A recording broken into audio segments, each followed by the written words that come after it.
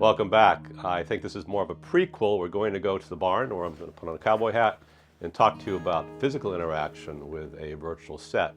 Really, that's at the root of virtual production is selling the non-physical environment, the virtual environment, by incorporating real-life props. You see this all the time when you see how they make The Mandalorian. I've designed a cozy little podcast studio with some virtual props that actually mirror some of the real props that I brought into the set. Don't knock my guitar over there. If the audience has a hard time distinguishing between what is real and what is virtual because you're interacting with the real props, then I think you have really scored a big hit, because at the root of virtual production, we are trying to replicate reality. So let's jump over to that barn, put on a cowboy hat, and we're going to physically interact with a stool or a table and my cowboy hat. So let's head over to the barn right now. Thank you. And now we are in the barn. Today we're talking about physical interaction with a virtual environment.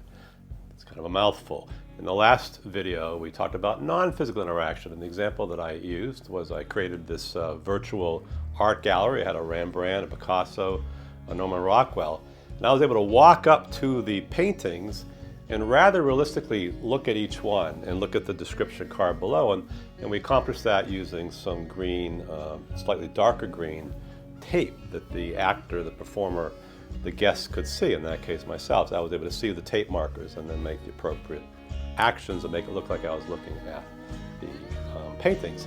Today we are talking about physical interaction. The barn is not real, that bench is not real, and yet that bench is holding a real cowboy hat from a rather inexpensive one from Amazon.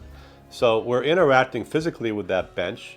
We're interacting, or we're bringing together physical props and non-physical virtual props and making them work. And that's just one more method for selling virtual production, making it look so real that the audience doesn't even question that it might not be real. Doing this on a wider scale is a lot easier in Jetset. When you get into doing some close-up work, as you're seeing here, it's more of a challenge. In this case, I put a book on a virtual table in a virtual library. It's much more difficult. Getting in that tight and tracking it is a bit of a challenge. But when you widen out back here in the barn, it's a lot easier, I think, to pull off when you're a little wider. Just so probably one of those techniques that's known in the world of virtual production as well.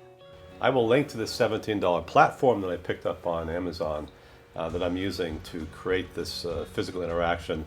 I kind of like it because I have it on a light stand. It's adjustable in height, it's adjustable in angle, and it just seems to work. And then in terms of green screen, I just cut off a small piece of green screen.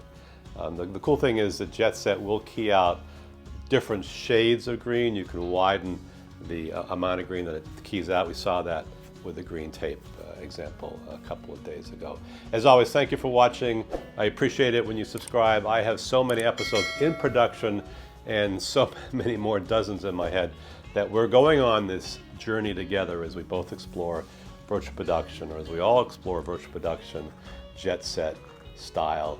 Thank you very much for watching.